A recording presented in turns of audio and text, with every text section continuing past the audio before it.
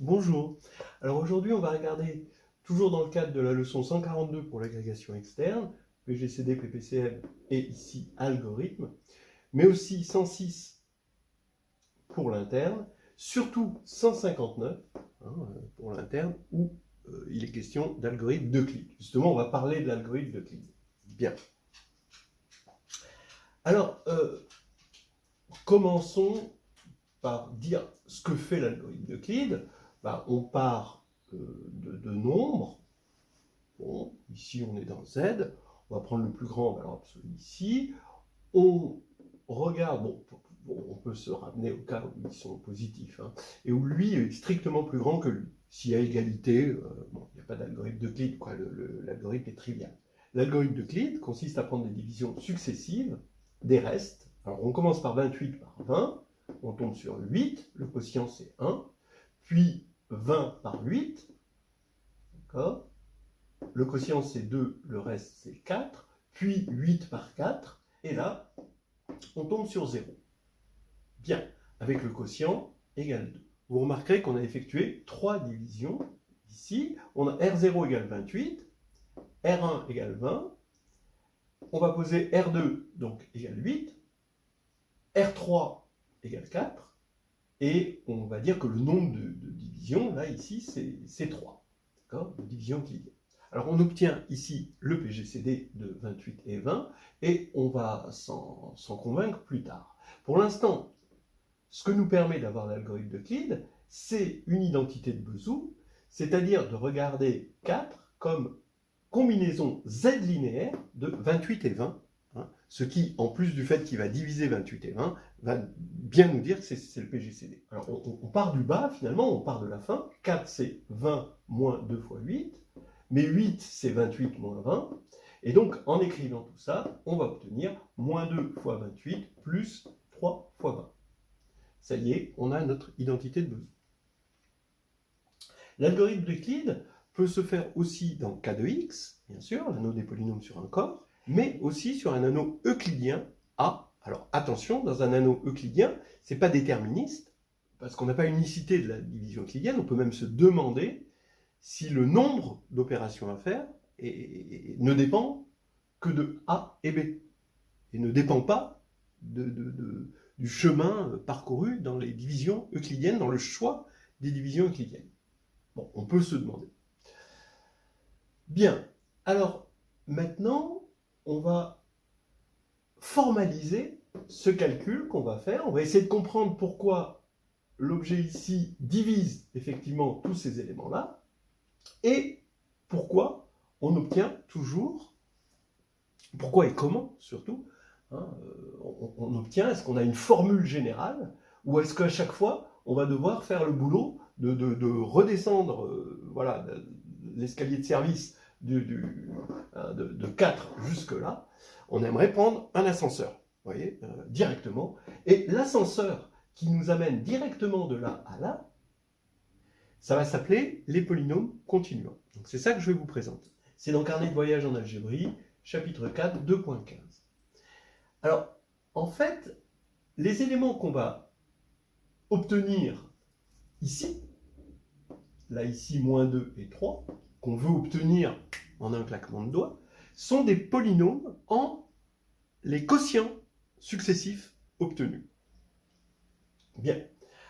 Regardons ces polynômes, qu'on va appeler polynômes continuants. On définit Kn. Alors attention, c'est un coefficient dans Z. Les indéterminés, il y en a n. D'accord ? Ça veut dire qu'on ajoute à chaque fois une indéterminée. Ça, il faut bien remarquer que quand on a un n ici, il faut vérifier que là, on a bien n indéterminé, x1 jusqu'à xn. Donc Kn de x1 jusqu'à xn, ça va être défini par K1 de x1, c'est juste le polynôme x1. Et ensuite, on a une récurrence à la Fibonacci, c'est-à-dire Kn de x1 jusqu'à xn, c'est x1, Kn-1 de x2 jusqu'à xn, plus Kn-2, x3 jusqu'à xn. Maintenant, le PGCD de AB, comment on le calcule ? On fait R0 égale A, strictement plus grand que R1 égale B, puisque j'ai pris ici A strictement plus grand que B. Bon, c'est des entiers positifs. Et effectuer mes divisions euclidiennes successives, ça veut dire que je prends la division euclidienne de Rk-2 par Rk-1, ce qui nous donne Rk égale Rk-2, cette fois-ci moins, je passe de l'autre côté, Rk-1 fois Qk-1, ou Qk-1, ça va être le quotient à ce stade-là. Par définition de la division euclidienne, j'ai que Rk est positif ou nul, mais strictement plus petit que Rk-1, strictement plus petit que jusqu'à R1, jusqu'à R0. De la même manière ici, j'avais 0 ici, strictement plus petit que 4, strictement plus petit que 8, 20 et 28. Bien. Maintenant, je vais prendre le n, le max des cas, tel que Rk est différent de 0, donc ici, c'est R, ça va être 3, d'accord, puisque c'est R3 qui est égal à 4, et R4 qui est nul, donc je le veux non nul, et je remarque au passage que Qn-1 est supérieur ou égal à 2. Oui. En fait, ici, tous les quotients peuvent être égaux à 1, ça peut. Ici, vous avez un quotient égal à 1. Ici, le quotient est égal à 2, mais ça aurait pu être 1, pourquoi pas. Mais le dernier, ici, il est forcément supérieur ou égal à 2. Parce que sinon, s'il était égal à 1, bon, d'abord, le quotient, il n'est jamais nul, hein, évidemment. Mais ici, s'il était égal à 1, on aurait égalité des restes, ce qui est impossible d'après ces inégalités strictes. Donc, le dernier, au moins le dernier, est supérieur ou égal à 2. Bien, alors maintenant, les formules. Pourquoi cette relation de récurrence? Vous remarquerez que cette relation ressemble à une relation à Fibonacci. C'est une espèce de version polynomiale, d'accord, de la suite de récurrence de Fibonacci. On pourrait l'appeler, ce ne serait pas choquant pour moi, d'appeler ces polynômes de Fibonacci. Mais bon, ce n'est pas le cas. Et puis, c'est déjà pris par d'autres polynômes. Bon, pas grave. On montre qu'en fait, ces polynômes formalisent finalement le calcul qu'on fait ici. Et on montre par récurrence, regardez dans le carnet de voyage, en algébrique, que Rn, donc on part de Rn ici, c'est égal par récurrence à moins 1 puissance k, facteur de R indice n moins k, k indice petit k moins 2, appliqué à q n moins k plus 2 jusqu'à qn moins 1, moins R indice n moins k plus 1, k indice k-1 appliqué à qn-k plus 1 jusqu'à qn-1. Alors, ça se montre par récurrence sur k. Et ensuite, on montre sans trop de difficulté à partir de cette formule, et toujours en partant de k égale 0, que Rn-k est égal à Rn, k indice k, appliqué à qn-k plus 1 jusqu'à qn. Voilà. Il faut avoir les deux. Celui-ci, c'est pour avoir la relation de Vesoul. Celui-ci, c'est pour assurer que Rn divise toujours tous ses prédécesseurs. Les restes ne se divisent pas, mais par contre, lui, il va diviser tout ce qui est là. Voilà. Bien.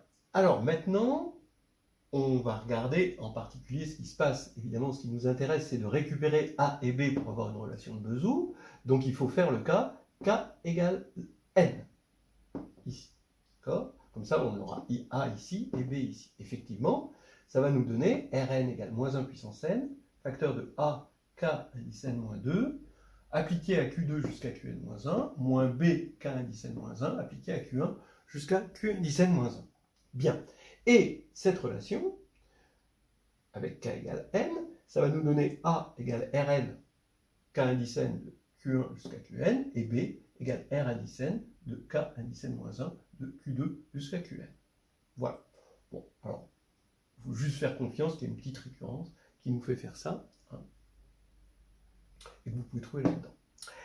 Bien, alors maintenant, on va regarder en fait la complexité de l'algorithme, c'est-à-dire combien il nous faut d'opérations successives, de divisions euclidiennes successives pour obtenir le PGCD et l'identité de Vesoul. Donc n, je l'appelle E de AB, et je remarque quelle est la pire des situations. Alors la pire des situations, alors jusqu'à présent, ça, ça pouvait être fait dans n'importe quel anneau euclidien. Hein. Mais là, maintenant, on est particulier dans Z. Hein. Là, ici, on va être sur Z.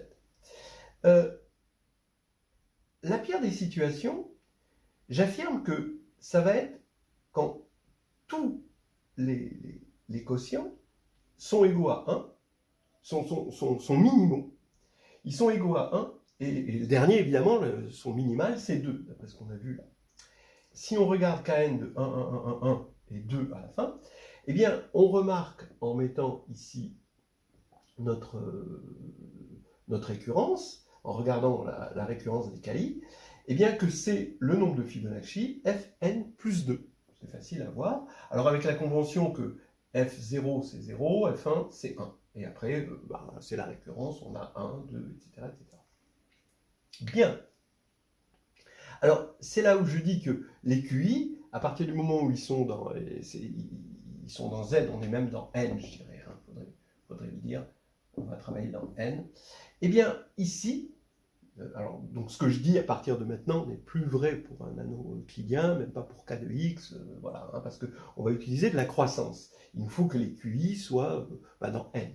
Pour dire que ça, comme par récurrence, les KI sont à coefficient entier et même entier strictement positif, eh bien, Qn-1 de Q1 jusqu'à Qn-1 est toujours supérieur ou égal à Qn-1 de 1 jusqu'à 2. Et pourquoi je mets 2? Parce que bon, c'est le minimum qu'on puisse avoir. Donc ces polynômes sont en quelque sorte croissants en chaque variable. Et donc le minimum est là. Maintenant, ça veut dire quoi? Ça veut dire que B, comme Rn est supérieur ou égal à 1, et que ça, c'est supérieur à ça, ça veut dire que B va être supérieur ou égal à F n plus 1. Le nombre de Fibonacci, Fn plus 1, où la suite de Fibonacci est définie comme ça. Bien. Ça veut dire maintenant quoi? Ça veut dire qu'on a une inéquation où on veut connaître n. Donc ici, je connais b, mais je ne connais pas n. Donc il faut inverser ceci. Alors ce n'est pas tout à fait évident à inverser. Et je dis que b, il va être supérieur à Fn plus 1. Je veux n max. Si n est le max, ça veut dire que b va être inférieur à f indice n plus 2. Je vais parler de nz, je vais définir nz, d'accord? Si z, c'est un réel strictement positif, je vais définir nz comme ici le rang de la suite de Fibonacci, qui est le max, qui est plus petit que z, mais strictement plus petit, puisque c'est le max, puisqu'on veut un max, eh bien z sera strictement plus petit que f indice nz plus 1. Ce nz, il existe forcément. Pourquoi? Parce que la suite de Fibonacci est strictement croissante. Z est strictement positif, ici. Alors, elle est strictement croissante à partir d'un certain rang. Il faudrait un rang honnête, oui. Donc, on va prendre Z strictement supérieur à 1 pour que ce soit bien défini, probablement. Mais ici, on a quelque chose de bien défini parce qu'elle tend vers l'infini. Donc, un élément Z, quand vous avez Z, eh bien, vous pouvez toujours le mettre dans un intervalle comme ceci. Bien. Alors, ce que je suis en train de dire ici, d'accord, avec cette inégalité-là, c'est que E de AB va être forcément inférieur, à cause du plus 1 ici, à n indice B moins 1, où nz a été défini comme ça. Voilà. Alors c'est bien défini, sauf si, bon, alors si b égale 1, les choses deviennent évidentes, mais après 1, c'est strictement croissant, la suite de Fibonacci. Très bien. Alors, on a donc une borne, ici, pour le nombre de divisions euclidiennes, qui est nb-1. Cette borne est atteinte, et elle va être atteinte quand on aura toujours des 1, ici, et un 2 à la fin. C'est-à-dire pour les nombres de Fibonacci. C'est-à-dire quand A et B sont deux nombres de Fibonacci successifs. Regardez, vous prenez 8 et 13, vous faites votre division euclidienne, et là vous allez voir la loi de Murphy, c'est-à-dire on va voir l'embêtement maximal. Ça va être le plus long possible. hein, le nombre de divisions. 13 est égal à 8 plus 5, donc là vous voyez que le quotient c'est 1. 8 égale à 5 plus 3, ben oui, on redescend dans la suite de Fibonacci, hein, on redescend, on rappelle. 8 égale 5 plus 3, 5 égale 3 plus 2, 3 égale, ça va très lentement, 3 égale 2 plus 1, et là, ça y est, on a trouvé, donc ils étaient premiers entre eux, hein, on a trouvé 0, donc ils étaient premiers entre eux, mais on a le n maximal par rapport à la taille, évidemment, de B. Donc, ici, qu'est-ce que ça nous donne? Ça nous donne que cette borne, ici, ben, elle est atteinte, et elle est atteinte pour quand on n'a que des 1 et des 2, c'est-à-dire quand on a deux nombres successifs de Fibonacci, vous pouvez vérifier. Alors maintenant, peut-être que, pour terminer, on peut être embêté par ce nz, l'application qui a z donne nz, est difficile à calculer, hein, elle n'est pas évidente à calculer, mais il y a un moyen facile en prenant une borne un tout petit peu plus faible. Regardez, si vous remarquez que Fn est égal, donc le nombre de Fibonacci c'est 1 sur racine de 5 facteur de phi puissance n moins 1 puissance n fois 1 sur phi puissance n. Phi c'est le nombre d'or, le fameux nombre d'or. Et ici on va faire disparaître ça en disant lui est en valeur absolue strictement inférieur à 1. Eh bien ça vous donne facilement que nz est inférieur. On va faire notre inversion, ici, on va pouvoir faire notre inversion avec une inégalité un petit peu plus faible, mais bon. nz est inférieur à log de 1 plus z racine de 5.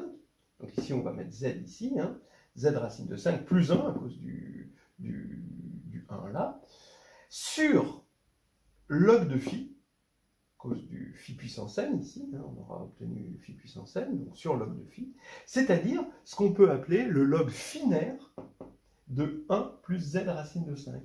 Log finaire qu'on appelle aussi le logarithme d'or. C'est beau. Et donc on a que E de AB est inférieur ou égal au log finaire de 1 plus b racine de 5 et le tout moins 1.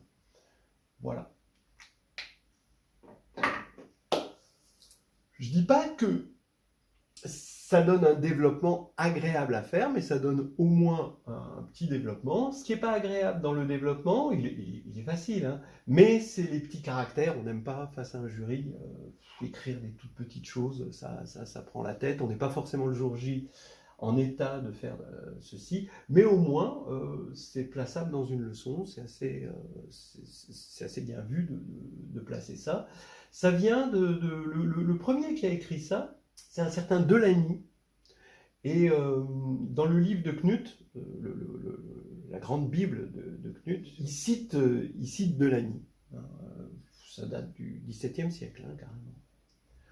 Voilà, c'est terminé pour aujourd'hui.